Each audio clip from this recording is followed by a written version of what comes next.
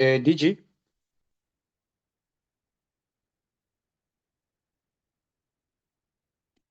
DG, are you there? I guess I'm DG for life. Eh? It's Good like afternoon, the I'm here. president. Good afternoon. Hi, everyone. Good afternoon, colleagues. I hope you can see me. Yes, we can. Thank you. We can. Thank you. My name is Yoliswa Makasi, and I am the former Director General of the Department of Public Service and Administration. I currently serve since the 1st of March as the head for Public Service Reform program at the New South Institute. So I have been asked by colleagues at SAAPAM to facilitate this discussion today. It's quite an interesting discussion. It cuts through what are some of the challenges that I experienced in the public service and rather in the public sector, because I think they cut across even in other spheres of our government. So we have a menu full of, I think, what I call very good speakers. So I'm not going to waste time. We have speakers, 3 former DGs in this program. One of them is Ms. Pumla Williams, who was a Director General and who left for retirement. Professor Themba Maseko, who is a former Director General as well, but now is head of Vet School of Government. We also have the 3rd former Director General, Dr. Pali Lihotla, who is a former Statistician General, who is very busy on retirement as well.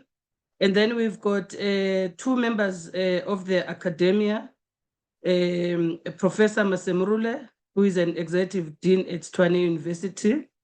We also have Dr. Stembile Mbete. Oh, now she's an executive director at PARI, Public Affairs Research Institute. I've listened and followed her a lot as well when she was at the University of Pretoria. So, colleagues, we have 2 hours for this program. We have people who are joining us through the Facebook page and people who will be joining us through YouTube, and we have ourselves who are here. You are all welcome to be part of this session, and we will have, I think, a very vibrant discussion.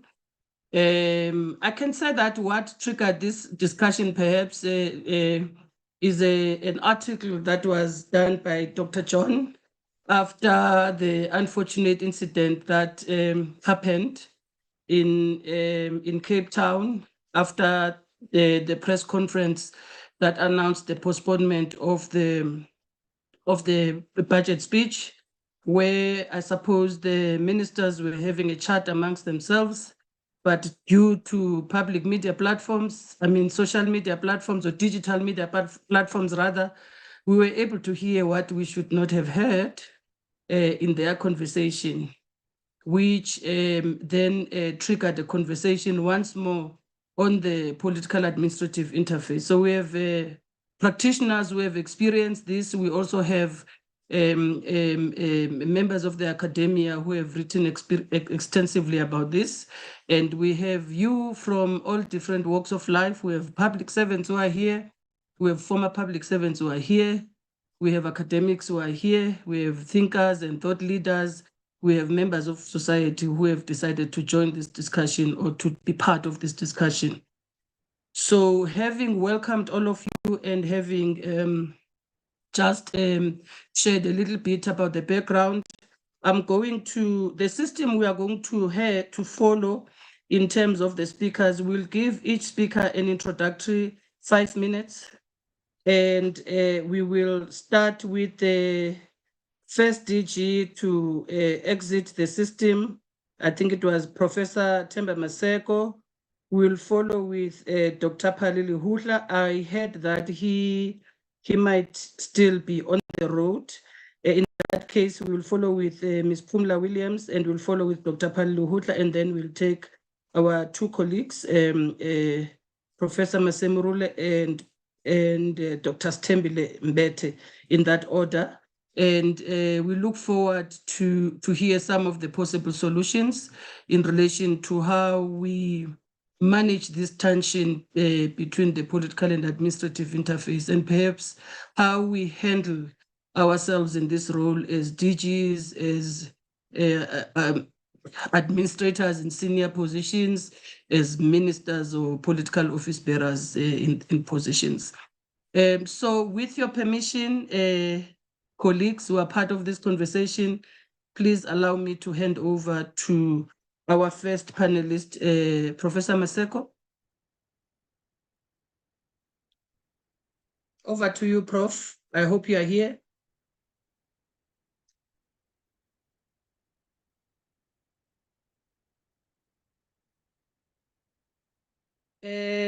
Dr. John, please help me. It doesn't look like Prof. Maseko is here. Then we'll have to go to the last DG before you, and then we'll come back to it. All right. I think we can take you, Sis Pumla, former DG GCIS. I've seen her here earlier on. Yeah, thank you. Yes, I'm here. I'm here, Yoli. Good afternoon, and good afternoon to everyone who has logged in. I wanted to start by saying that, you know, the discussion around the Director General and the minister, tensions that exist between the two offices, has evolved for as long as I started in the public service in 1994. And probably people who have even studied public administration, they will speak about it. But quite frankly, 2025, I'm quite happy to say a lot has been done through the public administration department to try and ease these tensions. But the unfortunate thing, we still had that unfortunate situation. Just to cite an example, that, you know, one of the first things that the public administration did was to regularize how a director general is appointed.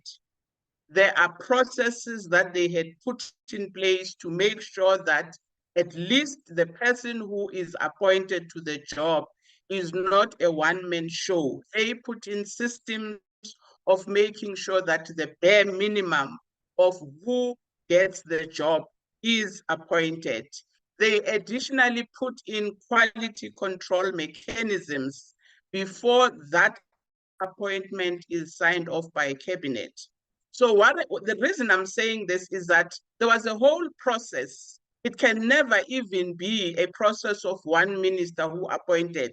It's a whole collective that made sure that the person who is appointed to be the DG is competent enough to do the job, and he met the minimum standards that are required, even went through the psychometric test. But what I do want to say is that the one area that one cannot vouch for is the processes that have been put in place by the president's office in appointing a minister. Because I think that's where, for me, the chain also misses, because I'm not quite certain what are the areas that needs to be looked at. But I want to go as far as the Department of Public Administration even put in tools to make sure that it eases these tensions between a minister and a DG and a DG. Hello? Sorry, Sis Pumla, let me just remind colleagues who are in this meeting to please just ensure that you mute yourselves so that you don't disturb speakers. Thank you. Yes, so I was still saying, Chair, is that I think we need to have a different conversation because, you know, when you look way back, what the tensions were with either the political affiliations of a DG to minister were, and in this 2025, there's very little that we can attribute to people who are not seeing the same way. And the appointment of a DG, one cannot say it is a chomi. There is a whole process in place. So the question is, what is it that is causing these tensions between a minister and the DG? Even the program of government has been so much structured that everybody knows what we are expected to do, what South Africans expect from us. And we do hope today we will have a benefit of engaging with other people who have some ideas. Yes, I was a former DG. I have strong views of some of the pointers that are causing this tension, because somebody may ask a question to say, fine, if this process of appointing was so good, why do they actually start fighting 4 months into the job? There's already tensions. And it can't be that the DG was not competent or the DG doesn't know what he's doing. It therefore means the whole team of people who appointed that DG didn't know what they were doing. Those minimum standards that the DPSA had put in place are not correct. That's the whole cabinet. I know of situation where an appointment has been refused by the DPSA when they look at quality control. I know of a process where a cabinet has rejected when they feel strongly about some of the qualities. So that element of saying the competency is in question, for me, I have my doubts. I think we need to look somewhere else in as far as what is then the real reason. Thanks, Yoli.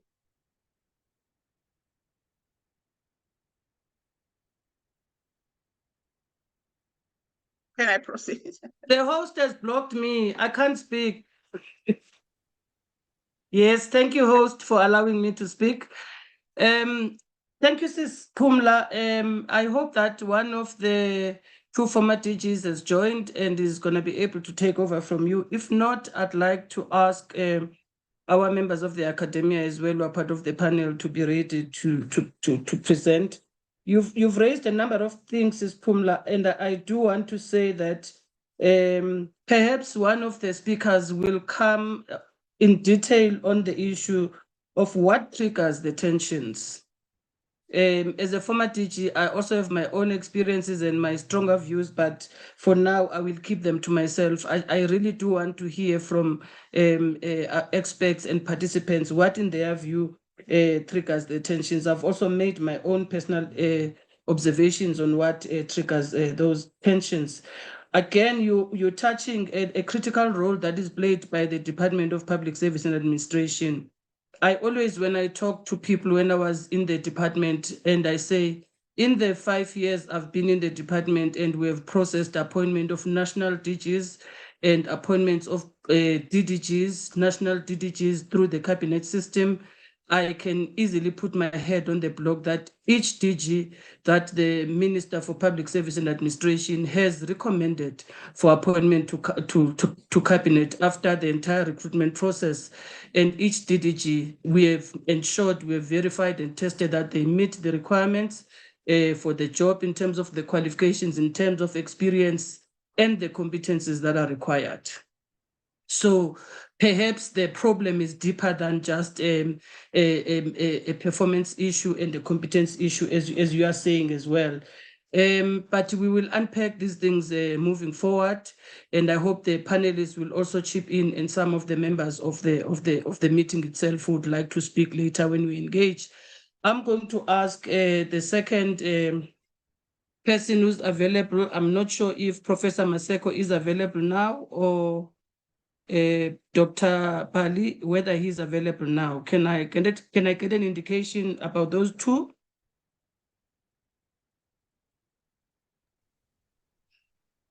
Seems like they are still not. Let's go to academia and they will come back. All right. Thank you. Then I don't know if Dr. Stembile, are you on the house and ready?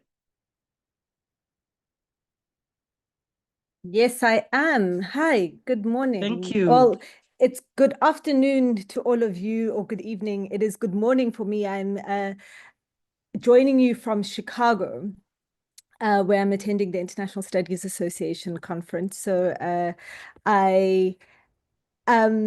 yeah, so thank you very much for inviting me to be part of this discussion, and I thank you, Chair, also for chairing us so well. And I suppose that what I want to start with is to reflect on some of the questions that the moderator had asked about what it is that causes these kinds of tensions that we have seen. So the incident in question was after at the press conference that took place after the postponement of the budget speech, where the finance minister was heard disparaging while sitting next to his director general.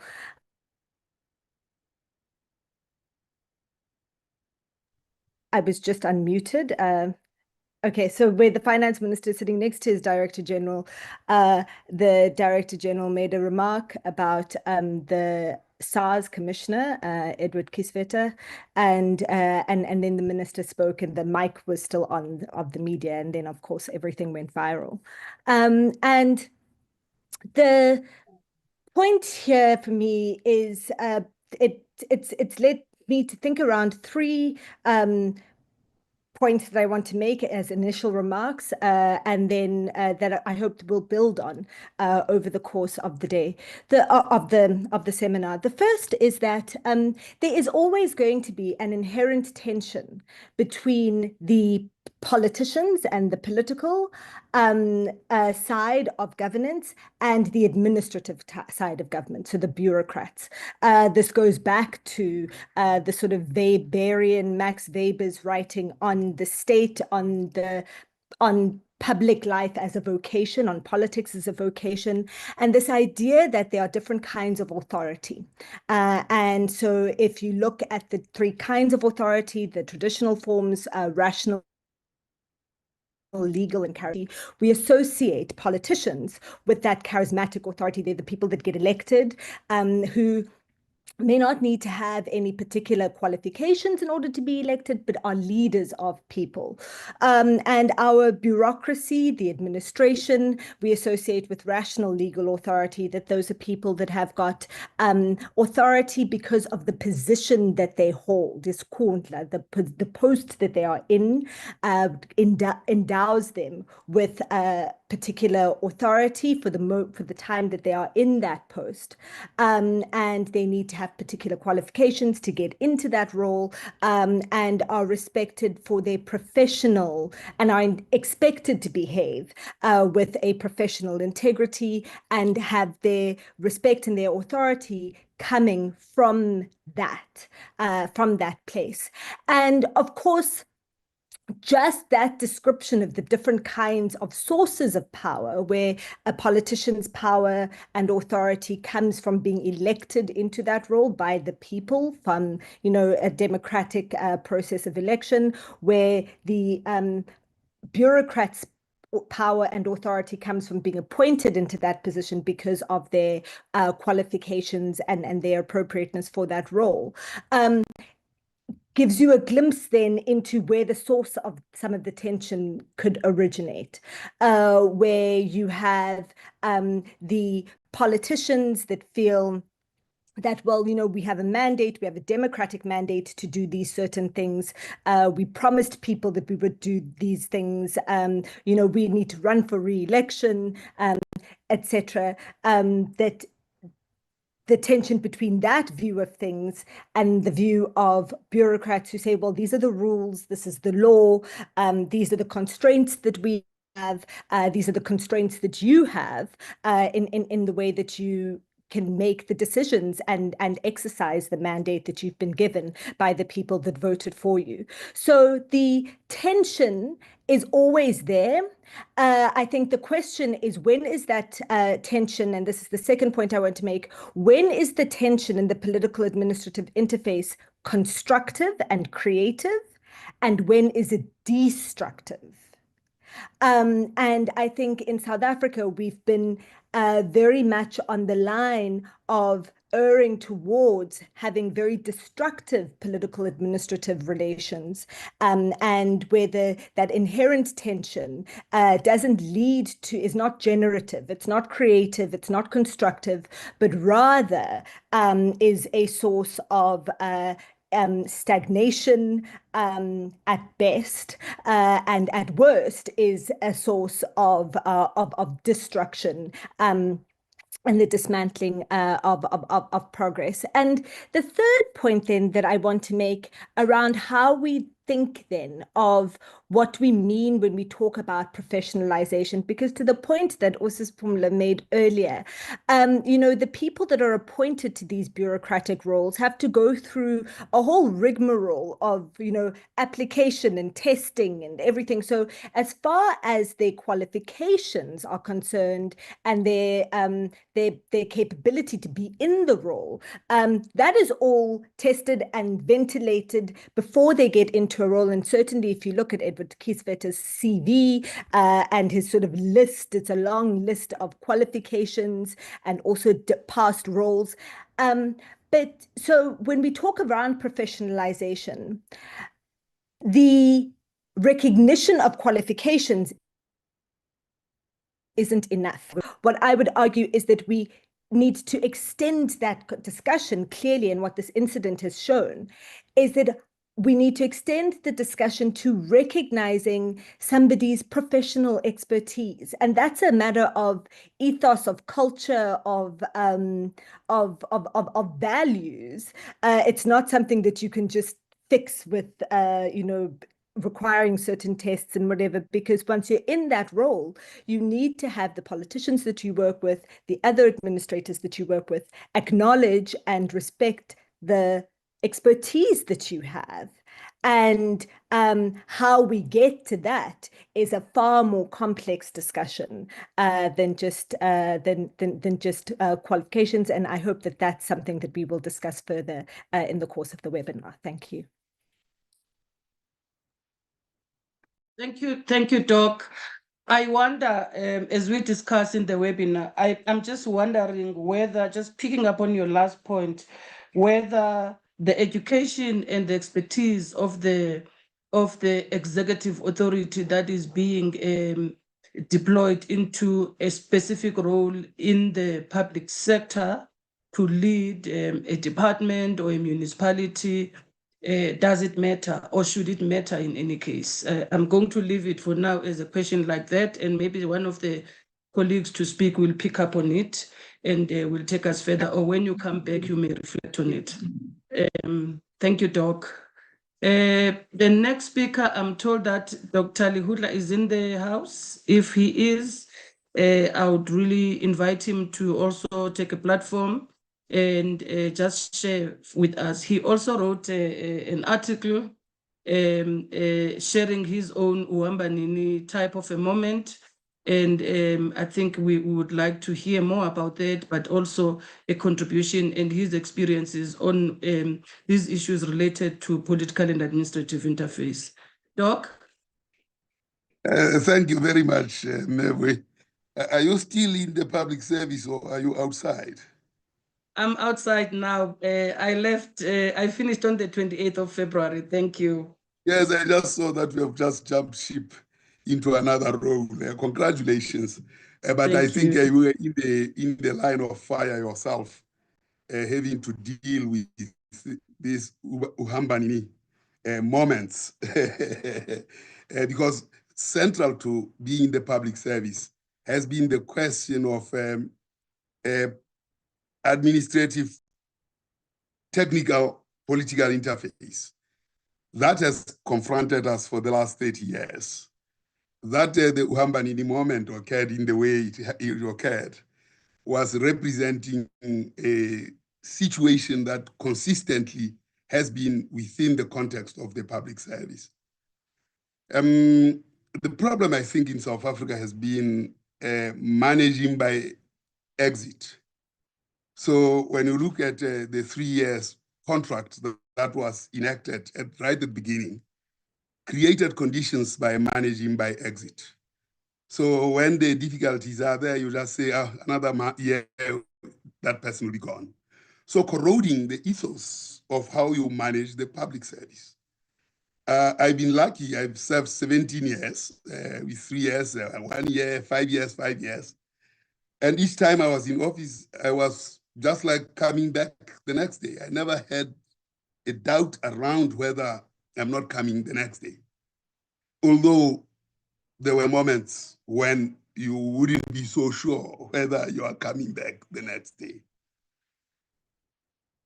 The origins of this primarily for the 1994 and the 2000 public service was that we went to this training in Harvard, and the mantra was the first 100 days, the first 1,000 days. So this first 1,000 days of turnaround strategy, removing what is core and not keeping what is core and throwing what is non-core, created a very toxic ethos in a young democracy, where parts of it and parts of the responsibility for a public servant were privatized. For instance, cleaning services and all that. It's part and parcel of this ethos of a 3-year. I mean, one of the things that worried me greatly when we had this, what is core and what is non-core, was the plight of cleaners, drivers, and all these people that are at the lowest ranks of government should have been and should remain the conscience of a transformed public service. When you outsource them, you have created conditions for Uhamba because your conscience is not tied to them. So within the public service, once we created that ethos, we created mechanisms for Uhamba, and then tightening this to 3 years, like as though public service is private sector. Even in the private sector, they don't keep you for 3 years, they keep you for longer. What I'm pushing towards is that the Uhamba moment of Kisvatel was not a unique moment, but it played itself in a very interesting way and opened it up such that we can be talking about it today. All the time when I was a Director General,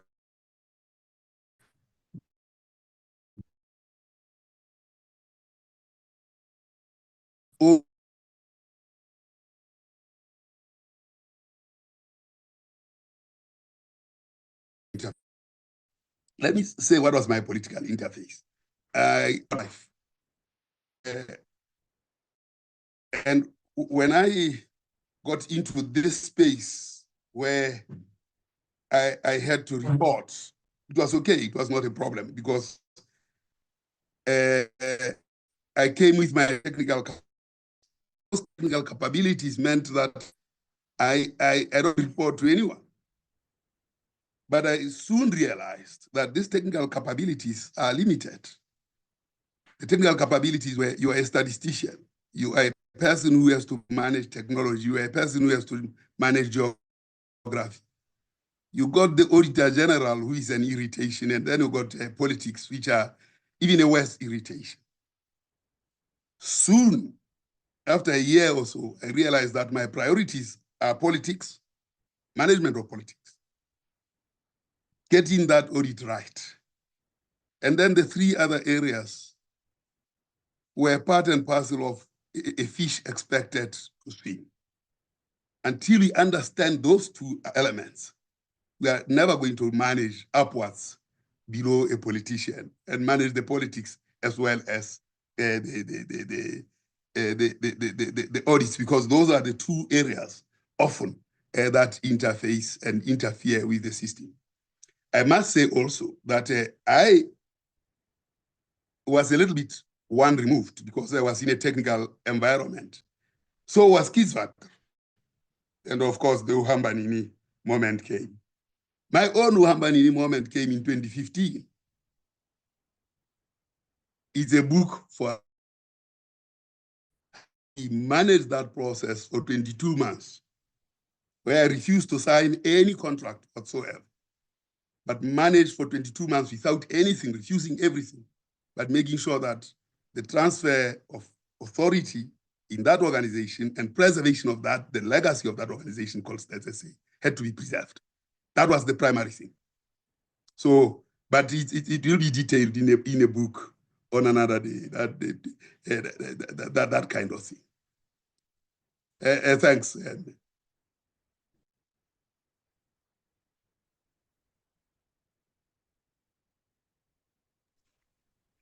Thank you, Doc. Can you hear me, colleagues?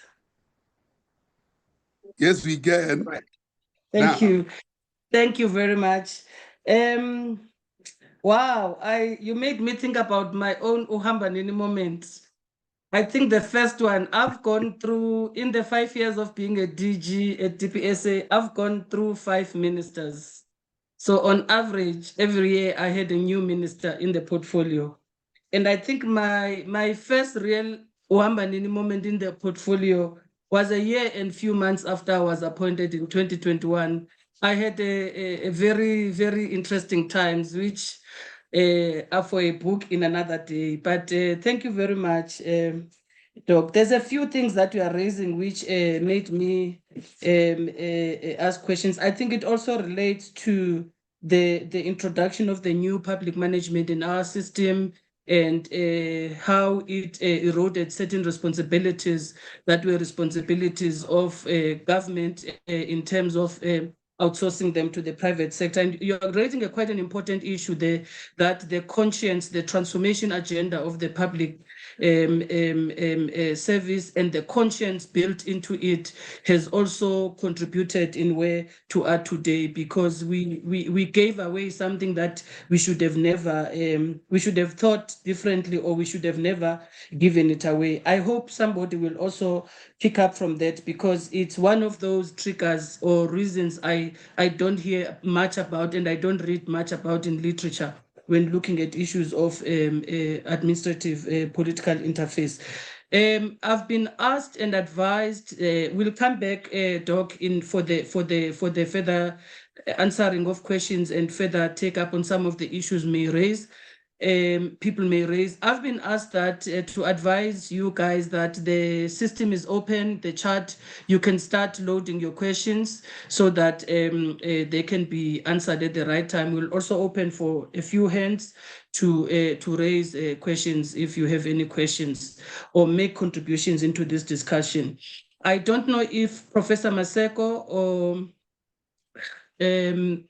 Professor Masemurule are with us. I think any of them should be able to just take us into confidence on their thinking in relation to this particular topic. Prof. Maseko, are you in the house?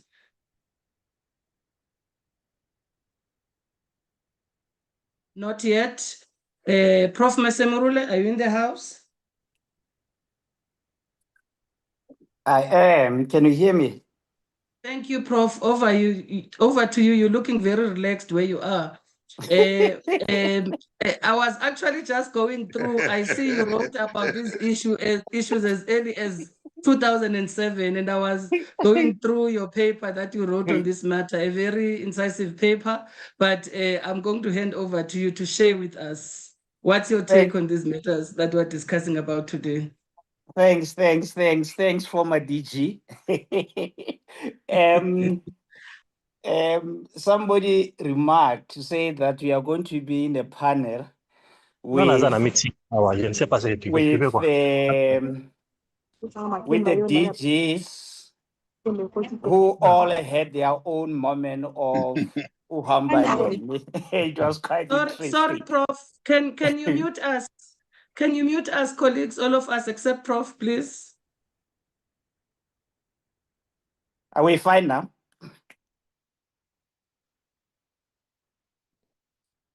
Are we fine now, Chair? Okay, sure. So yeah, that was just a very interesting remark. And thank you so much for all the insight from all of you. Maybe just to go back to the issues that you have already raised. The question of the process of appointing DG being clean, which Sis Pumla raised, is quite important, and I want to start there. And I think she preempted my question. If the process is clean, what exactly then is the problem? I guess you did indicate, Chairperson, I look at this phenomena for quite some time, and I came to the conclusion that perhaps as a starting point, we need to go deeper in terms of trying to understand this phenomena called the interface. Because for me, it's so complex. For me, it is not just a simple phenomena that can easily be managed through certain processes that we put in. I look at the intersection as a dynamic space of relations, a zone of affordances organized to support and provoke activities and behaviors probabilistically rather than mechanistically. So that is the extent of the complexity of the phenomena itself. But also, through our own evolution as the post-apartheid South Africa, as we try to put together an administrative system that can efficiently run the democratic system, certain flaws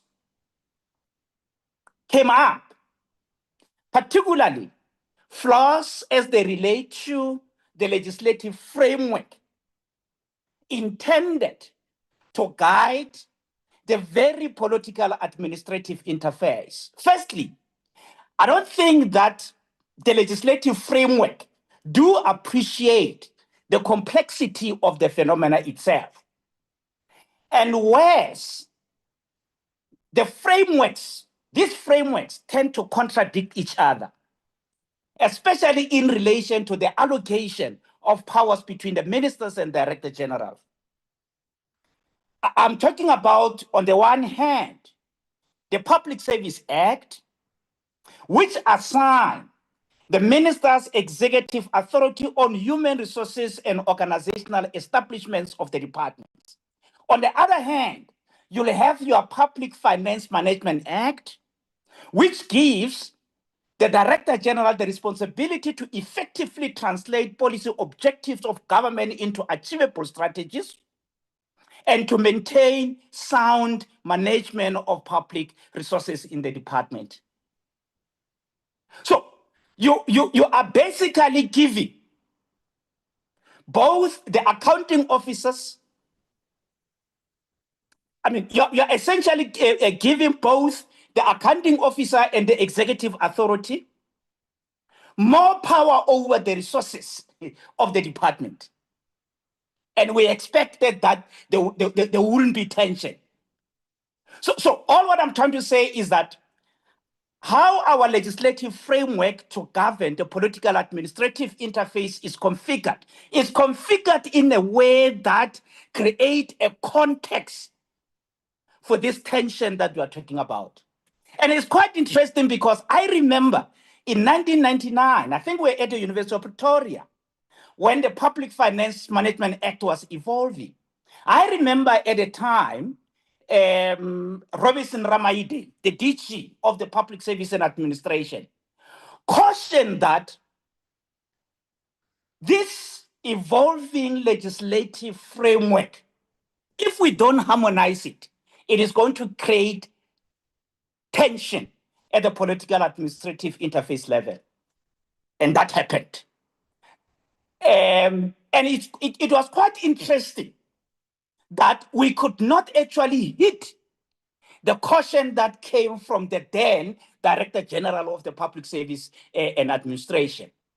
Precisely because Dr. Vincent Mapai in 1998 had already gave Mandela a report on the transformation of the public service. And in that report, Dr. Vincent Mapai was very clear about the importance of professionalizing the public service to the extent of professionalizing the interface itself.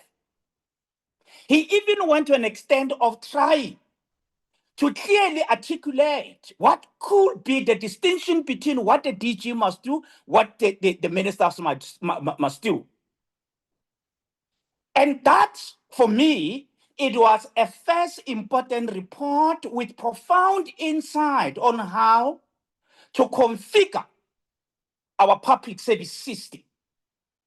We did not do that. Instead, incidents of deployment practices were there. And obviously, in the 8 years part of our evolution as democracy, one will understand the rationale behind deployment practices. Because the danger of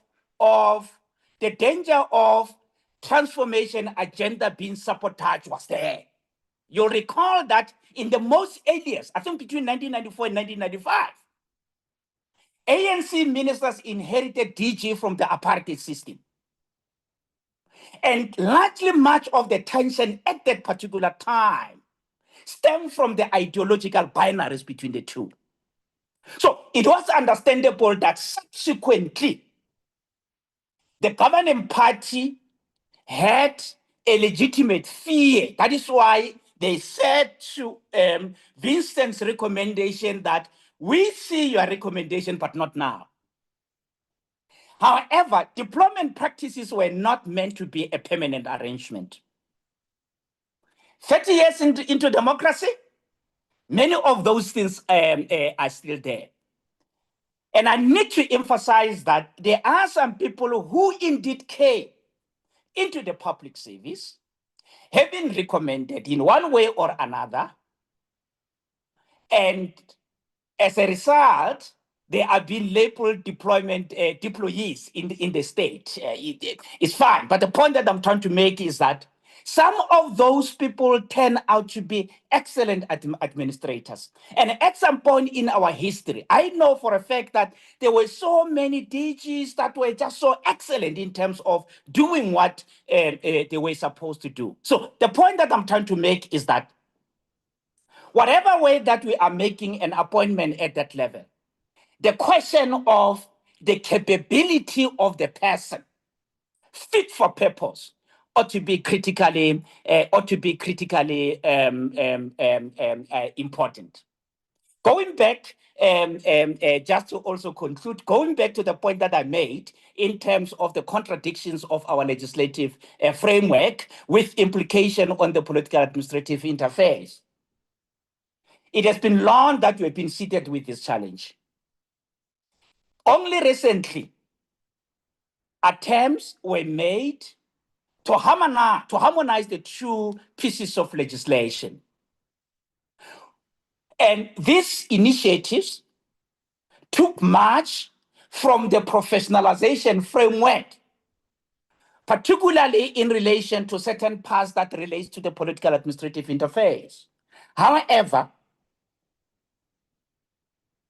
much of the progress related to ultimately promulgating this amendment to the Public Service Act, and the other, I think the other piece of legislation is the Public Service Commission Act. Unfortunately, the progress is delayed in the NCO processes.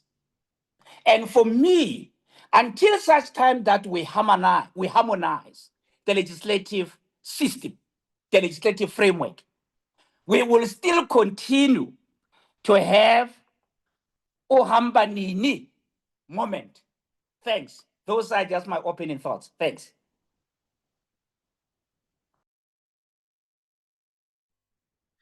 Thank you. Thank you.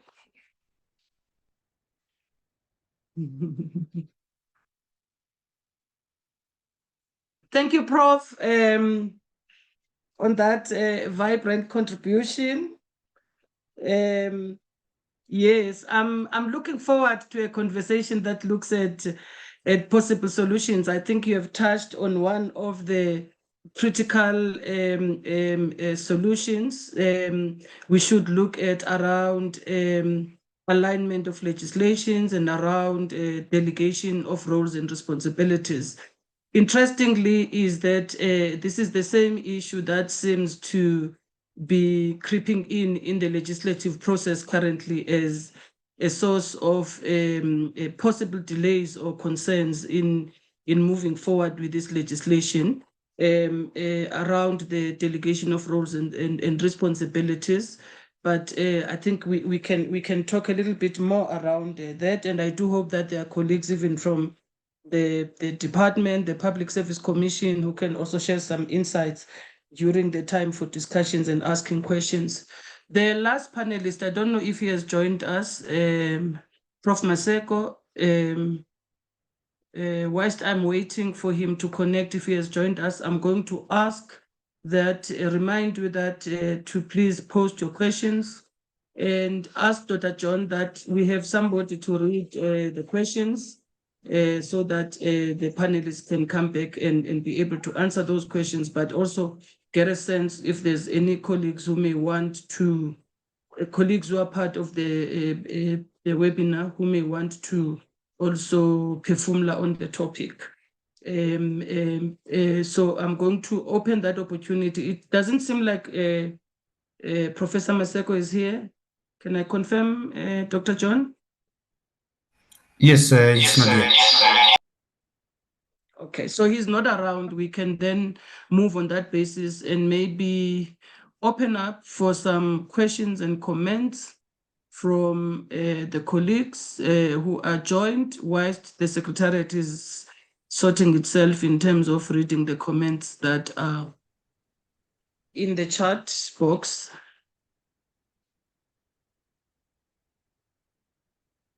Can I come in whilst they are? Yes, yes, please come back, Sis Pumla. Whilst colleagues, those who may want to raise hands, you are welcome to do so. But in the meantime, Sis Pumla, please come back.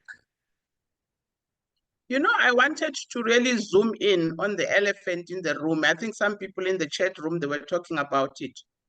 I think we start by saying that the roles of the minister and the DGs are very clear. We accept that their relationship is complementary. The other one is political and the other one has got to implement. But here's the first thing that I think we need to also acknowledge that poses serious challenges. And I think Dr. Lehotla was making mention of it. The bureaucracy in the public service with all those lines clearly demarcated in the PFMA means nothing. Because you turn this, so at the end of the day, as a DG, you just are left with a very small space for you to implement what is expected of you. And I think the second thing, which I also think that Letuza Padilosha mentioned, is that sometimes politicians, when they get carried away with campaigning, they promise heaven on earth, and missing the point that the person who still has to implement has got to engage with the reality of the resources that he is expected to operate with. And that's when then they get into all this panic to say, you know, I said I'm going to do this, go and do it. And the DG says, this is what I have, and this is what I need to do, and this is my plan. And I think the one thing that I keep saying that we've gone a long way in trying to even manage this area. But I may be wrong, but I think certain politicians don't enjoy it. For example, the law is very clear. The strategic plan of the department must be put together by the DG and the minister. So you can't then say DG is not doing what is expected to do. The question is, where were you when you were planning and signing it off and presenting it to Parliament as your blueprint that you are going to be implementing. The very same document, you signed a performance agreement with this DG to say, this is how the route we are going to take. They just completely ignore it. And then they will say that the DG is defying. And when you get to the crux of what is this defiance, you can't find it because it's not there. The plan, the DG is implementing a plan that they agreed, all of them, and yet he is constrained because there is only 20 Rand, and Yena, he wants me to implement something of 50 Rand. So that's where the tension for me is also employed. But I think I also wanted to mention, Yoli, without the expectation and the reality, but there's something else that tends to put DG in a very, very difficult position. The fights between the minister and the deputy minister. Promise you, with all your good intention of trying to harmonize the framework of working cordially with the politician, once those two fight, you are caught in the middle and you don't know who to listen to and who not to listen to. That also, I think it's on purpose. They should be harmonizing by now. I think because it looks like the deputy ministers are here to stay and they are not going to go away, they have to also be regulated in a manner that puts a DG in a better position on how to work with both these offices. And I think that the other issue that I want to also mention that is also engineered to cause these tensions. How many ministers replace a DG when the DG leaves? They will continue for 4 years, 5 years with an acting DG. And you know what the implications of that? That acting person continues to work in accordance with their portfolio as DGs or chief directors. So nobody is going to be held accountable because there's no performance contract, because there's no DG. And then the minister starts tripping in and starts seeing themselves as ministers and DGs because it suits them. I don't understand why it is allowed. The Political Parliamentary Oversight Office, they allow it year in and year out. The minister comes and he still talks about an DG. You by now, because the law says that you have to implement, you have to appoint a DG, but they will not exercise their role. So my last bit of saying is that if the parliamentary oversight structures were doing what they are supposed to do, for example, Chair, we are all meant to table our annual performance plan. And every 4 months, a minister must go and give an update. Are they doing what they're supposed to do in public so that people must know that Department A said in this 4 months, this is what they are going to do? Are they really scrutinizing it, or they are doing a tick box? Because these things can honestly alleviate. I agree, these relationships are very, very problematic because you are dealing with human beings. But if ever we were insisting on doing what is expected of us, and I'm not even going to say all DGs are competent, but even those that are not competent, if the minister is applying the rules, have a performance contract, have the deliverables, monitor those deliverables, then you are not going to start jumping in and saying that the person is not performing when you actually have a performance contract. So for me, even that can be managed when a minister has a relationship that is cordial. Once a month, they sit and say, this is what we committed to do this month. Have we done it? What are the challenges? Where do we need to fix? Because this thing of saying they are disagreeing on policies, I don't buy it. Most of the people who have left, they were thinking the same way. Thanks. Thank you. Thank you. Thank you, Sis Pumla. I do think, so I've been advised that I must ask you, panelists, to look at the questions that have been posted and you will respond on your own in terms of those questions. If there's no specific question for a panelist, we'll still give you an opportunity to come back and raise a critical matter that you want to raise. There's 2 hands I'm noting that I see that are up, and we'll give them an opportunity. I think in kind of wrapping up this part of the conversation, going into the next one where we're gonna talk about solutions after the questions, I want to say from my part, in my own experience, that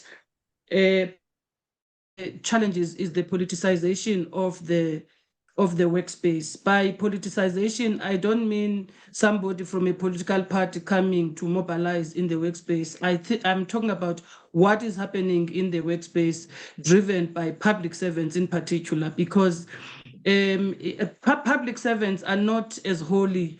They play a role in triggering these tensions between ministers and between ministers and directors general, especially in a situation where you have a high turnover of ministers in a department.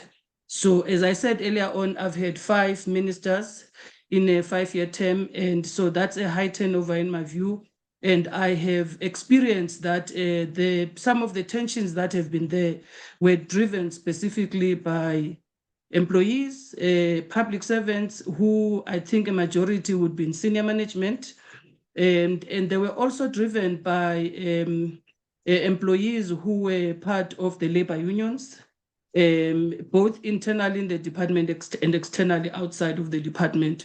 So there's a space there around how do we conduct ourselves as public servants in our roles and responsibilities, and how that contributes ultimately to relations, to how that affects relations between a minister and a DG and the political administrative interface in respect to that. So some of those tensions are really engineered. Also, my experience was that the DG is always a suspect. And it's funny because I've been a head of department in Gauteng in community safety for 4 years. And then I moved to the national department. I've never had this sense of being a suspect when I was a head of department in Gauteng. I think also it has to do with the fact that perhaps we had a very strong leader in the form of the premier at the time, who was able to intervene when issues were cropping up between MECs and heads of departments. But I did experience it a lot at DPSA, that it doesn't matter what I do, I am going to be a suspect of some sort as a DG. And I don't know if it's the same feeling or experience that some of the DGs have had as well.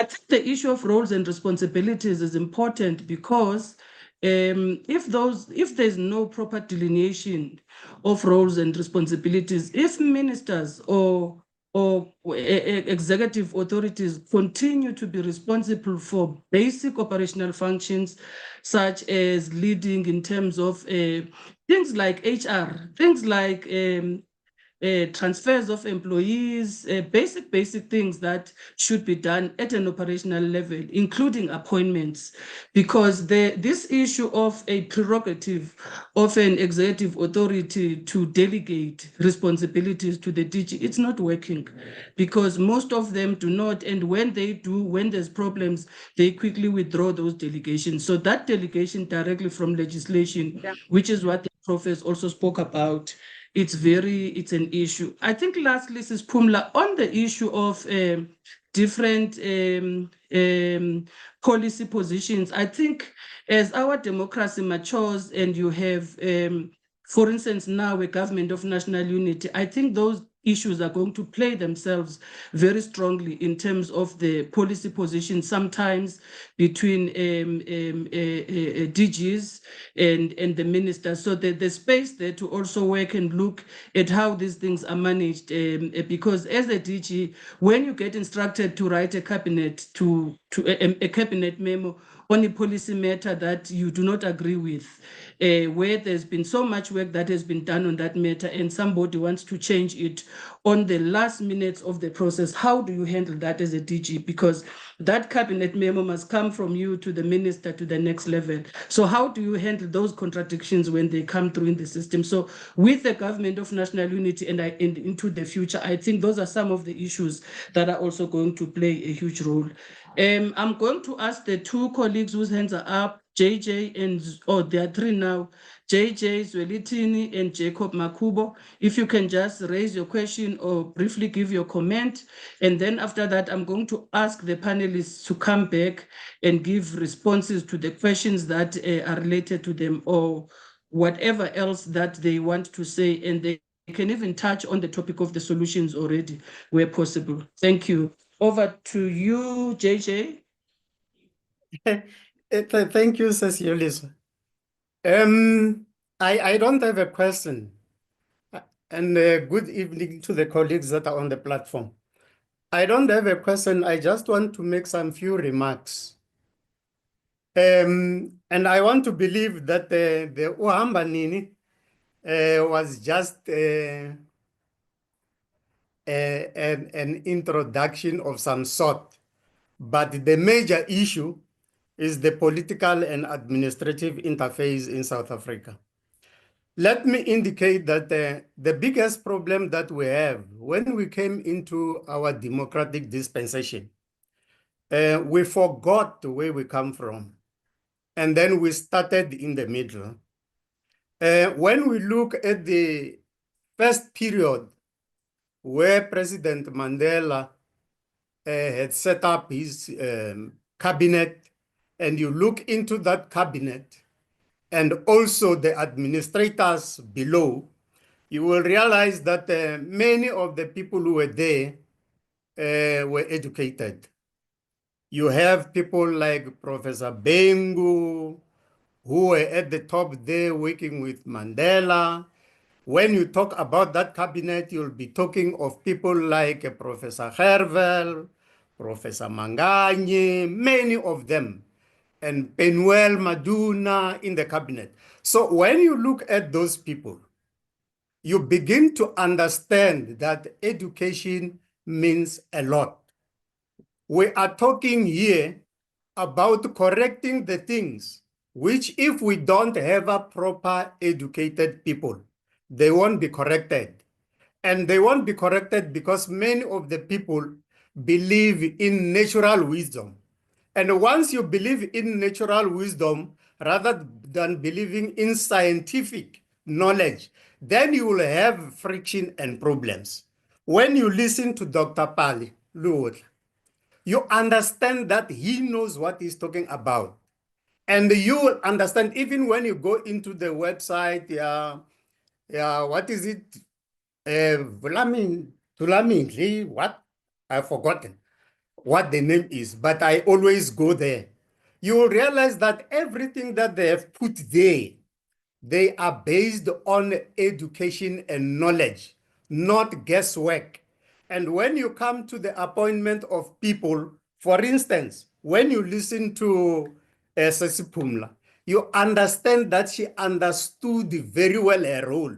But once you put a different person at the top, who does not even understand exactly what is happening at the bottom, but it's responsible for giving instructions, you will have that big problem. It will never be solved, and we'll keep on complaining about this thing without coming to a stop. When we talk of ethics and moral standards, those things are taught at the universities. We cannot teach them at the workplace because those are the knowledge that you are groomed, you are grilled, and you grow up with them. So if we think we can teach that in the department, we will never get it right. We will never get it right. That's why even when we speak of professionalization of public service, what is it that we're talking about? The people that are there don't even understand the professionalization that we want to do, because professionalization should be driven by the institutions of higher learning where they teach everything. And those people whom we say are professionals, they must be registered with the institutions that will hold them accountable if they do wrong things. For instance, you have lawyers, they've got an institution that they register with. If they go out of the way, they are taken to task. But what is it that we have in the public service? None. And I think those are the problems that we need to solve. And we need to accept that no matter how difficult it is, we need to tackle these issues. Let me conclude by indicating this. There was one guy who was very cruel and brilliant. His name was Hendrik Verwoerd. Amongst all those statements that he mentioned the painful one, that the person who can eradicate the effects and impact of Bantu education will be a genius. So if our universities, if our institutions can understand that that is the problem that we're faced with, we can resolve this problem of political and administrative interface. And if we don't do that, we'll keep on fighting endlessly. The person who will be at the bottom maybe will read the legislation and understand it. But the person who is sitting at the top does not understand what is supposed to be done in relation to the acts and the regulations. Thank you very much. Thank you. Thank you, JJ. The next speakers to speak, please try and beat JJ on his time and be shorter so that we can also go back to the panelists. The next one is Zwelinzima Mukwena, Zwelithini Mukwena, and then it will be Jacob Makubo.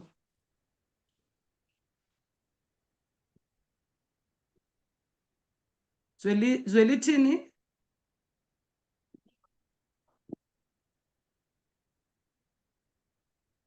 You are muted, Zwelithini. Okay. You are still muted. You are now fine.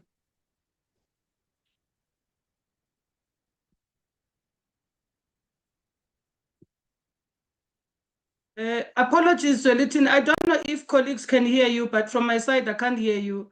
Can anyone hear Zwelithini? No, we can't hear him. So, Zwelithini, we can't hear you, some of us. I don't know, maybe you can go back and log back again. Maybe. I can't hear you from my side.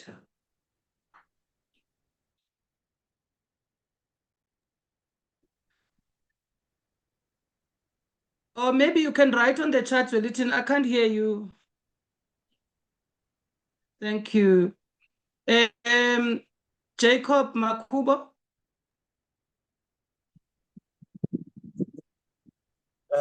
Thank you, Cecily.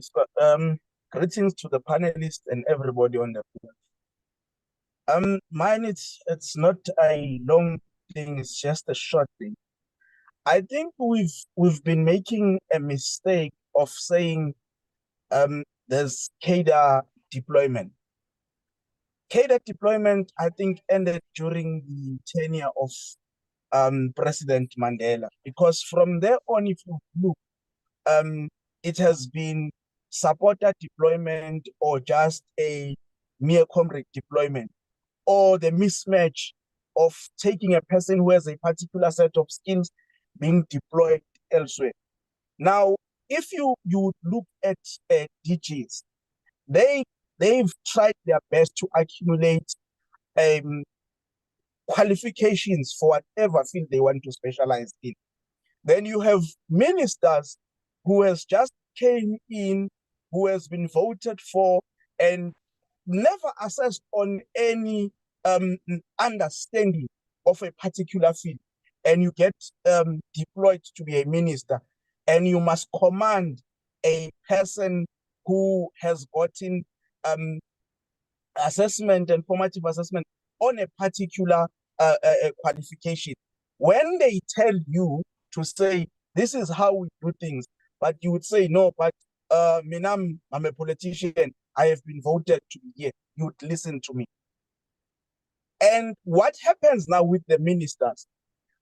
If you look at the trends of ministers who have been reshuffled in the past, it is because it happened because their DGs were stronger, or the DGs has been long there before the minister.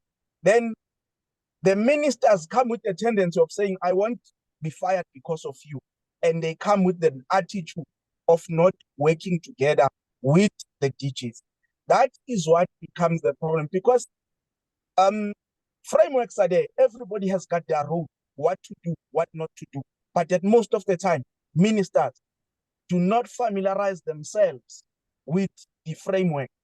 They just know that our politicians were there. We just want to do it. Practical example, when GNU was to be established, one political party said, in departments that we are going to have ministers, we want a deputy minister, we want a DG. It tells you that it's not about working, but it's doing what we want to do. Whether it's in line with the framework or it's outside the framework, we want to do it. Thank you. Thank you for that comment.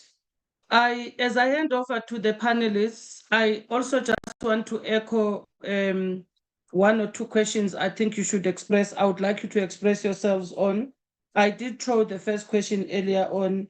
Should executive authorities have some form of knowledge or expertise in the area of deployment that they are responsible for? So if you deploy somebody to be a minister, for instance, for public service and administration, what is the basic from a knowledge perspective and an expertise perspective? If you deploy somebody to be minister of education or any other role or responsibilities, is that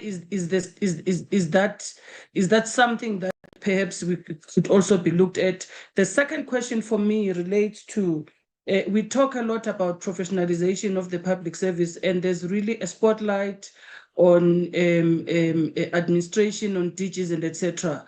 Is there space to talk about professionalizing the political part as well, professionalizing that aspect of political leadership in the public service? I'm asking this because I think that there's a sense that the two would complement each other better if at least these conversations about professionalization and these efforts and interventions in professionalizing the public service were to cut across not just on a specific area, but across the entire system, because public service, public sector is a system on its own. So if one part of the system or two parts of the system are not working in sync of the other parts, it's bound to create problems in the system itself. So I would like you to also express yourself on that, including responding to some of the questions that have been put on the chat by the colleagues for you. I'm going to do a reverse and maybe start with the last speaker and then and move upwards in terms of that. So since Pumla, you started, you'll be the last one to comment.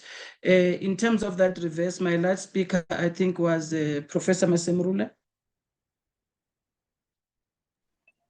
Can you hear me? Yes, we can hear you, Prof. Thank you so much.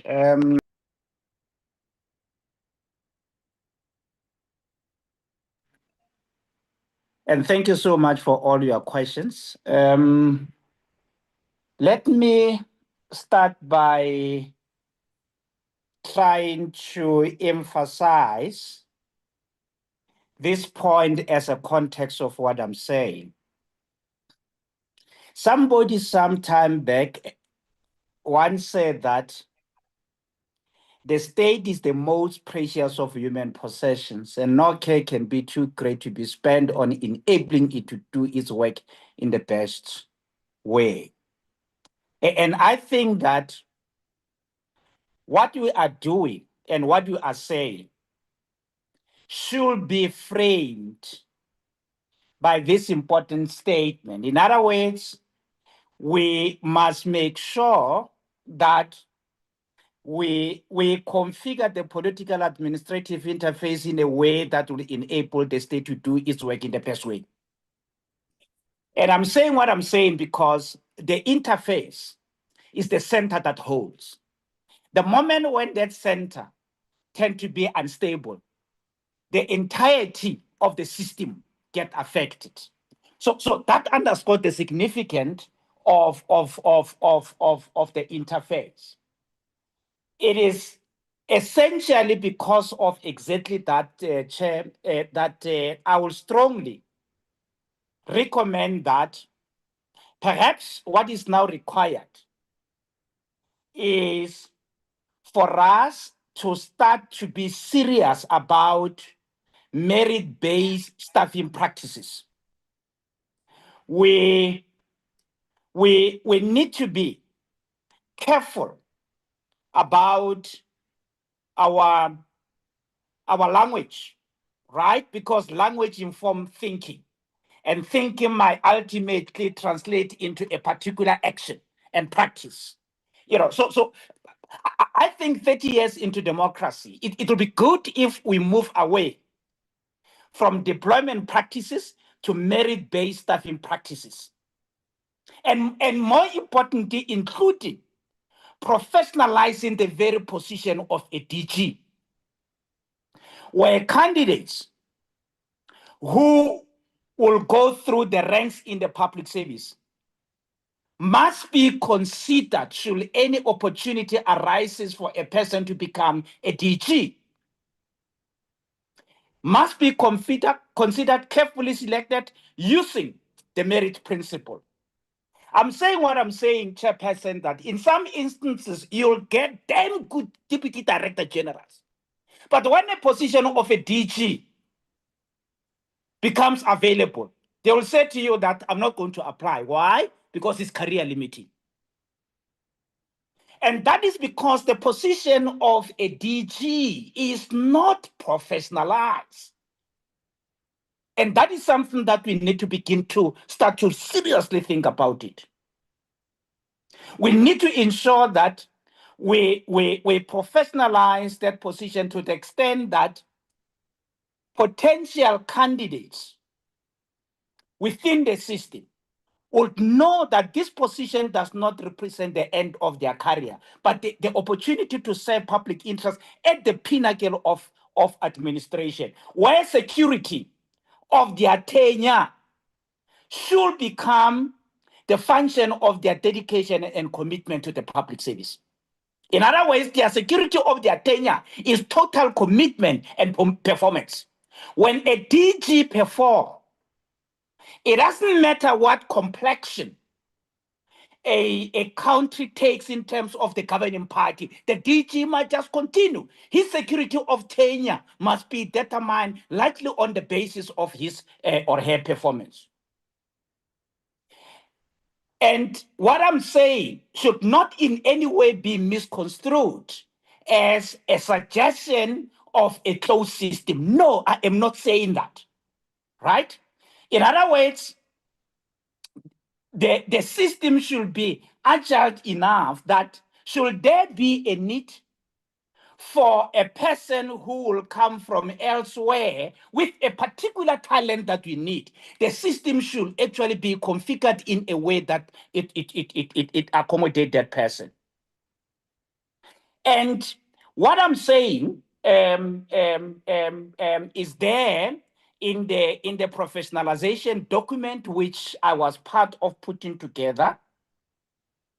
And for me, these are the things that we need to do, because what I picked up, particularly from since 1994, we always knew what ought to happen, but we did not really follow through. In other words, we've got a clear idea of what ought to happen, but we don't follow through those ideas. And lastly, I think we need to ensure that particularly the Public Service Amendment Bill, which is currently in the NCO processes, and I was made to understand that there are some contestation around that. We need to make sure that we settle those contestations. We expedite the process of making sure that the bill goes through to the extent that eventually get promulgated into law, because they are critically important aspects that came from the professionalization document in that bill, which, if they could be promulgated into law, will greatly assist us in terms of managing the political administrative interface better. From the chat points, somebody talk about consultancy. Prof. Lohota talked about it earlier on, where he was talking about privatizing public services. Because in many ways, consultancy in some instances is to the extent that it essentially represents privatizing public service, which in many instances, it is not about adding capacity. It is about hollowing out capacity. And that is something that we need to begin to seriously think about. You cannot have a person, for argument's sake, with all the credentials, being a head of corporate services, but he or she outsources the entire corporate services to an extent that at the end of the day, that person will get a salary with all his staff, and yet we have to pay other people who were contracted to come and do the work that these people were employed to do in the first place. That is something that we need to also start to seriously think about. And there was a comment about attracting competent public sector. I think that is basically the point that I'm trying to make. That at the end of the day, we need to make sure that we contract competent public service. And I know, as a person who is in an education space, also, we have a lot of work to do in terms of trying to honestly ask ourselves the question whether are we really training future public servants for what the country needs? Or are we just simply engaged in an exercise of credentialism? For us to get this country forward, to get this country moving, we need to make sure that we work together. Higher education must actually make sure that they provide the appropriate education that will equip those public servants to really, when they are in the employ of the state, to drive public functions. Disagreement on policy issues. It's a pity that we are still having instances of disagreement on policy issues. And again, I think there is still a lot of education that needs to be done, both for future politicians and for future public servants, so that we can begin to emphasize the point that top administrators are partners in leadership with leading politicians. In other words, our coexistence at the political administrative interface should be a complementary relationship where we should start to appreciate that we each need each other. And these are some of the issues that I just wanted to throw them in, Chairperson. Thank you so much. I suspect that I might have actually taken your time, but thanks. In your true style, Prof. The next one is going to be Dr. Stembele. Dr. Mbete, rather, sorry. Dr. Mbete, over to you. Thank you so much, and thanks, Prof. You covered so much that I was of territory that I was going to cover. I guess what I will do is, you know, from a DG, you put me in a very tough spot around that question of should the politicians, should the executive authorities also have educational requirements? And you know, in the region, in SADC, we are unique as a country in having very little. In having no requirements for our politicians in terms of educational requirements. There are different countries that say that, you know, somebody must have at least a school leavers certificate, so must have a matric, or they must have a bachelor's degree, or that there's age requirements in certain constitutions as well. We don't have any of that.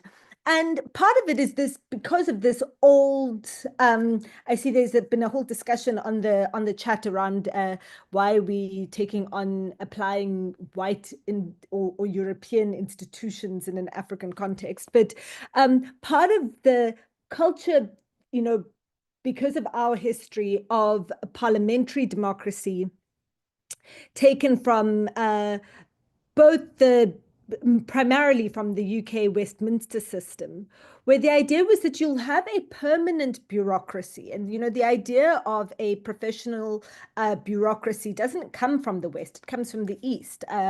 In, you know, China, that's why we call civil servants mandarins, you know, that you had this idea that you will have technical and professional specialists who will be the ones who manage the day-to-day running of the state. So ancient China had this meritocratic civil service, and you know, that was serving an emperor, so serving royalty, so people with traditional leadership, but where the idea was that you would that traditional leader wouldn't need to be the most educated person in the room, because they would have a whole set of educated, capable, and advisors with technical expertise who would be able to assist them. You even had that, you know, the Ashanti Kingdom in the 17th century had you know, officials that were appointed by ability rather than birth. In the present day, where there's this tension between the kind of the popular authority that gets a politician elected and the legal authority that the civil servants have, that system can work, but it requires both sides to respect each other's roles. And I would argue, I would contend, as the child of a civil servant myself, that part of what's gone wrong in South Africa is that the politicians have no respect for the authority of the civil servants, for their knowledge, for their position, for their for what it is that they contribute, the first thing. And the second thing, which Prof. Maseramula brought up, and I actually think Prof. Lehotla also brought up, around permanence, because the idea traditionally was that your civil service remains, right? That's why you had Boris Johnson in the UK fighting with the British civil service, and his various ministers fighting with them. Here in the US, where I am at the moment, Donald Trump is having big fights with the federal civil service, because the idea has always been that the bureaucracy, the civil service, remains steady, keeps running the country, and the politicians will come and go as the political winds change, as the political views and preferences of the population change. But you've got this bureaucracy as a steady, you know, state. And in some places where that bureaucracy should be not politicized at all. So, I mean, in Canada, civil servants can't even vote in elections, right? Which I think is a bit extreme. But where you'll have this steady body that keeps running the state, regardless of what's happening politically. And in South Africa, the biggest mistake, I would argue, that we made to destabilize that, or I understand why we made the decision in 1994 in order to address the the civil servants who weren't on board with the transformation agenda, but I think that we've kept the system too long, is that by making the position of Director General a contract position that can come and go, that can be shifted with the winds, we've destabilized the entire system below that role. Because if your DG is on a contract, then the kind of abuse and as Sis Pumla, I think, is the one who spoke about, lower level officials that then use their political connections to undermine a director general to the political leadership. That's possible to make because you've made this layer, the head of department or the accounting authority, a temporary role. And we need to correct these things if we want to be able to have a healthy relationship between the political and the technical. And if we were to do so, then we wouldn't need to put in place stringent regulations for the qualifications of, let's say, a politician or a politician that takes over a particular department, or a particular ministry, rather, because theirs is to guide and to provide a vision, but theirs is a temporary tenure. It's not a permanent one. And I think the challenge, and there's been a lot in the chat about there not being retirement ages for our politicians. I think that the challenge is that in South Africa, we flipped the script. So instead of having the political layer be the transitory one, we've made that the permanent layer. So it's the same politicians that are in power in different places all the time. And we've made the bureaucratic layer, or at least the senior bureaucracy, the DGs, the transitory ones. And that is an inherent source of destabilization and a lack of authority. I think that new public management has a lot to answer for this. And basically what it did is that it hollowed out, I don't know who used this language, hollowed out the public service and said that actually what civil servants are is contract managers. It turned our civil service into just managing paper, managing contracts, signing documents and things, and not actually implementing and performing the delivery that it's meant to perform. And so there is a sense that you can undermine the technical expertise of directors general, because a minister can have advisors who can advise them on the things that they want to be advised on, and that advice, or they can get consultants to do things, and that will trump, pun intended, I suppose, in this case, the expertise and the specialization of the directors general that are there. And so I think there's a much bigger cultural issue that I think has many mothers or fathers, one of which is the new public management implementation and holding onto it so tightly still, that I think has meant that we have undermined the idea of civil service as being a specialist, technical, professional function that is a necessity for delivery to happen. And that should be seen as something that the political class, admires and, wants to deploy and use to get their political agenda, political programs implemented, not something that needs to be undermined in order to get a political agenda implemented. And I think that is, which, and I'm not sure that this can only be solved. And I mean, the NDP, I see JJ there talking around the permanent director general, all the things that were proposed in the NDP around addressing some of these things, many of them have not been done, have just been ignored completely. And I think there's a real cultural issue that we're dealing with here around what is the culture of civil service, what is the culture of politics that we want to have as a country. And some of these things can't just be fixed with law and regulation, but they require a lot of thinking about what are our values actually as a people. Thank you.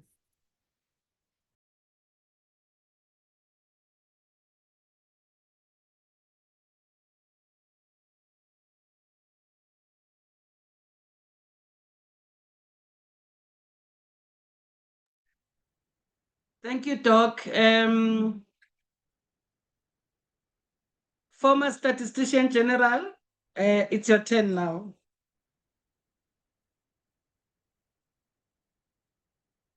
Unmute myself. Thank you very much.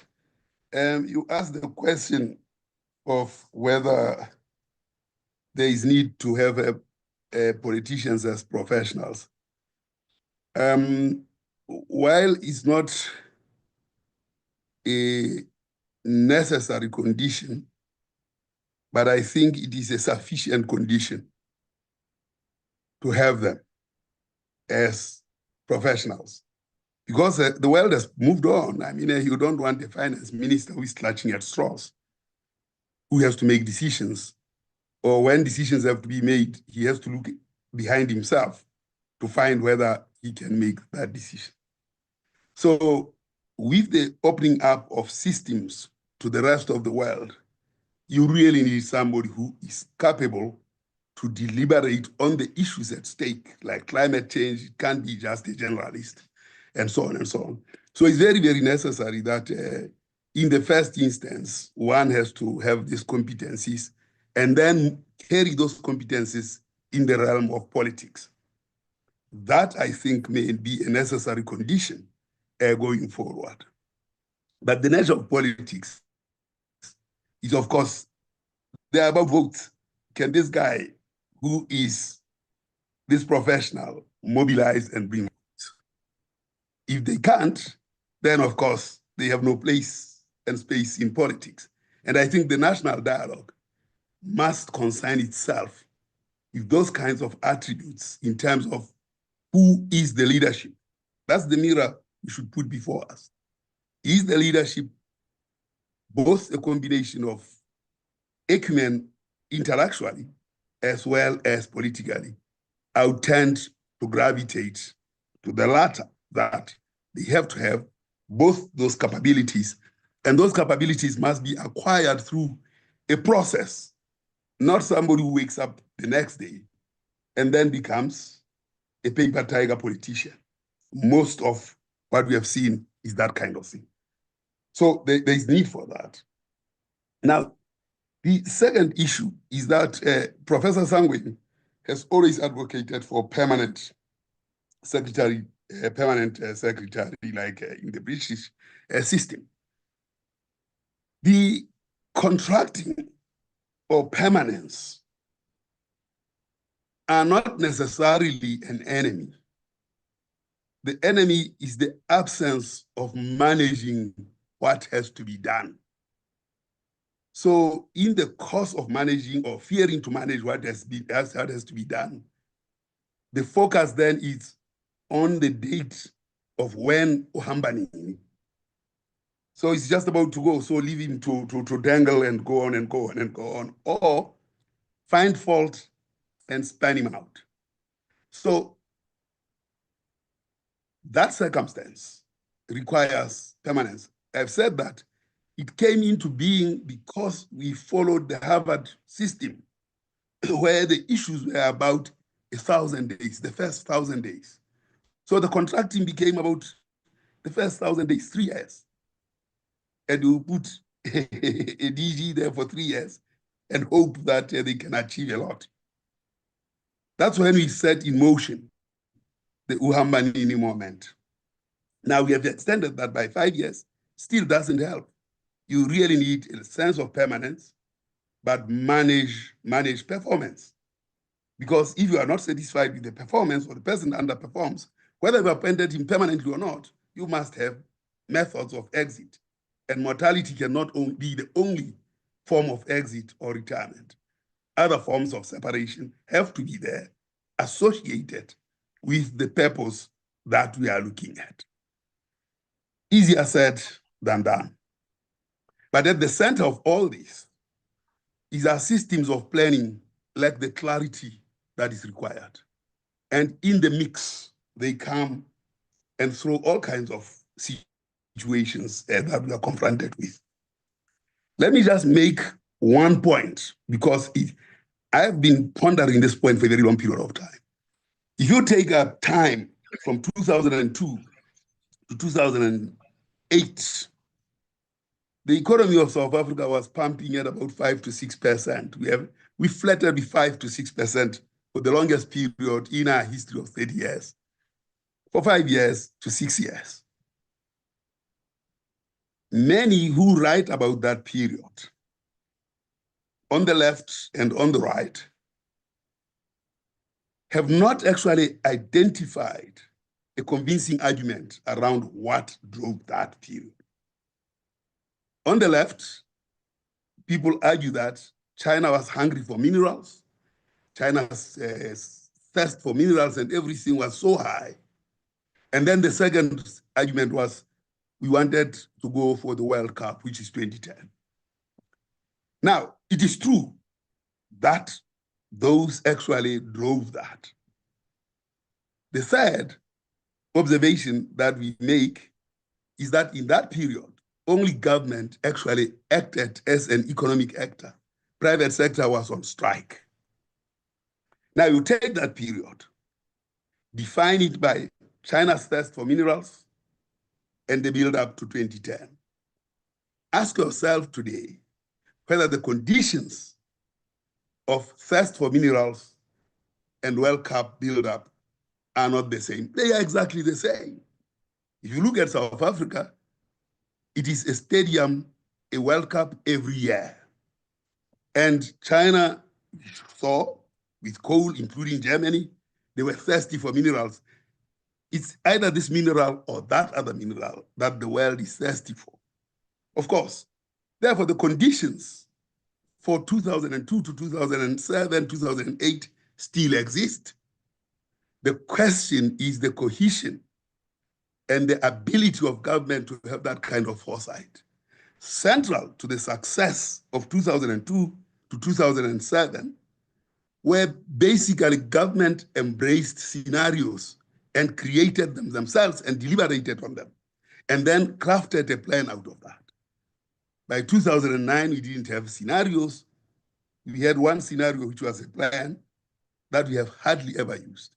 The circumstances that created conditions for growth in 2002 to 2007 are ever present in the system of South Africa. So now we have pulled our eye from the main mission, and there's a consequence. We are chasing our tails and saying, direct DG or administrative politics interface. It is in good part that, but the most important thing is the object of what has to be delivered to the society. That part has gone out of the window, and we are left with an empty can that we are fighting over. That, for me, is the absence of political economy and understanding of the economics of planning that requires scenario building and shaping for the future. The absence of that is what has landed us in this turmoil, and we are never going to get out of this. The height of it was our inability to represent the budget, and the Uhamba Nini was its most spectacular expression. Thank you. Thank you, sir, for that. I think that the last part of your contribution also, SAAPAM must think about another conversation that they can bring the relevant speakers, including yourself, to be part of it. Sis Pumla, you are the last panelist to share solutions. I know you've shared a lot of proposed solutions earlier on, but in case you want to throw in something, as well as maybe touch on some of the comments from the panel, and then I will come back and close the session.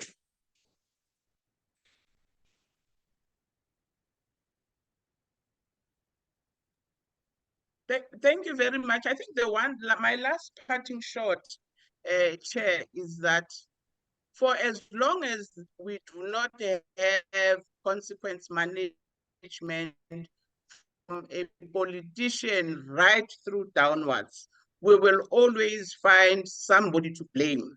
For the life of me, I will not understand a minister tabling, this is what I'm going to be doing for this year, to cabinet and to parliament. The end of the year, he has not done any of that, and nobody holds him accountable, including South Africans themselves.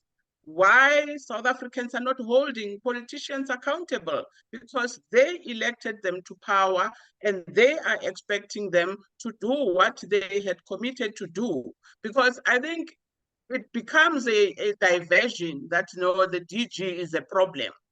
The DG implements the policy that was agreed upon and signed off by the minister, by cabinet, and by everybody else. And South Africans have got to hold them accountable. And the moment we start doing that, then that tension between a minister and a DG starts getting managed differently. For the life of me, I will not understand how a minister can go with juniors to go and report what they are doing and leave a DG behind. That in itself also should warrant a parliament to say no. And with your accounting officer, because he's the one who's responsible for making sure that they implement the program together. So I think the day we start taking consequence management seriously by everybody else, including the South Africans, we will begin to start making progress, because probably what Professor Lehotla is alluding to is that we keep saying we are going to do away with pit latrines, I don't know, within 6 months. In fact, the most recent one is that what is happening in Bree Street. I mean, that street actually is a disaster that was supposed to be an emergency. To this day, politicians are still giving people reasons why it cannot be fixed. And when it suits them, they then will blame the city manager, and the city manager will blame this one. And I think that's one thing that I want to emphasize. The other issue that I wanted to agree is that the capacity of politicians, yes, there has to be a meritocracy with public servants, but I think there has to be that kind of meritocracy even at a political level, because then that whole planning process that Adi is talking about start making sense if you have people who are supposed to be planning at that level, assisting the government and the country to achieve what it is meant to achieve. So I thought the last parting shot for me is also, I think somebody in the chat to say, what do you do with personalities? I think it's a valid point. There is a huge tension that is not caused by work, that is not caused by interface. It is purely personalities. And sometimes I would even go as far as, if you don't play ball with unethical behavior, then it's the end of the road for you. So there's also those issues of being unethical, and there's also of personalities that are also not easy to solve by any training. It just needs somebody who's responsible for that power relations to engage with them, because I don't know how you then deal with it. Because some DGs will say, hey, but I don't even know what I've done. But I'm out. I was told time up, leave. And that's for me is the issue. Thanks. Thank you, Sis Pumla. And I do want to ask John specifically if you have anything to say, and I'm ambushing you because you are not expecting me to do this. But remember, you triggered this conversation, and I feel like before I wrap up, I must just give you, if you have anything to say. Dr. John?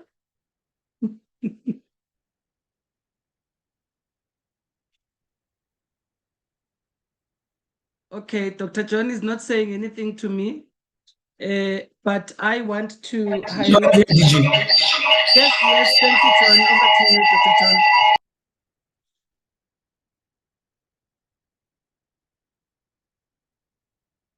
Doc, are you going to say something? Yes, DG, I wanted to reflect briefly on the issue of SAAPAM being a professional body. I think one of the colleagues raised a very important issue to say who then manages, where do these DGs and public officials belong to? Mine just to say SAAPAM is their professional body, and then we've made significant strides in terms of the registration with the SAQA, and we've been participating as an association. So those who really want to join SAAPAM are more than welcome to join SAAPAM as your professional body, and I'm sure the details are there on the chat box, and also you can visit our website, and also you can even contact me. Thank you, DG. Thank you so much, Dr. John. To our panelists, I think that you've really said it all. I have like 5 pages of notes here, just collecting some of the pearls of wisdom that we have shared in this discussion today. And it is my sense that discussions like this must continue, but we should go beyond making discussions in webinars to also make inputs, written inputs into the processes that are unfolding in the country in relation to this work on public sector reforms, as well as focusing on professionalizing the public service. We have a culture of not when the information is issued out, we don't make inputs when a call for submissions is made. So our views disappear in processes because they don't go through the formal processes. So I'm highlighting this because the NCOP process seems like it's gaining momentum again in terms of the two legislation amendment, the Public Service Amendment Act, as well as the Public Administration and Management Amendment Bill. I mean, the amendments there. In the NCOP. In the first part of this year, I've attended about 3 or 4 meetings in provinces where the NCOP was running its processes and were presenting on behalf of the department. And I've seen a schedule that has been issued in the Sunday newspapers. There was an advert from Gauteng, particularly legislature, on the 13th of March. They are having a physical public hearing at the City Hall. They are inviting all of us to make inputs and to raise our hands in terms of if we want to participate in the public hearings. And I think that we need to really mobilize ourselves to make these inputs, to share some of the information that is shared here related to the amendments, especially on roles and responsibilities of DGs and ministers, on issues such as the prohibitions in participating in political office. There's quite some proposals that are coming through in terms of the amendments. The Eastern Cape has also issued its own dates, which I have seen in terms of the schedule from the 24th to the 28th of March. There will be public hearings in various venues in the Eastern Cape. The Free State as well as issued dates from the 1st of April to the 8th of April. So I really do want to say that there are institutions like the one that I work for currently, the New South Institute, where we are making submissions. And I think that there's a number of other policy institutes and other civil society structures and people who have an interest on these issues who should be making these inputs, written submissions, and anchoring some of the issues that have come through in this meeting. And I do want to encourage us to do that. We must not let this process unfold without our participation and our input. And so from my part, it's been really a great opportunity to chair and to interact with some of the people who I regard as my heroes in this. In fact, all of you are my heroes in this panel, just know that. And I truly appreciated it. And I do hope that SAAPAM, this work will not end up here. You will also do your own submissions in terms of these processes, and that you continue with these webinars in order to, to bring interest and attention on issues that matter within the public service itself. I was actually thinking, what would it look like if you were to bring to have a similar platform with the executive authorities to also share their own experiences.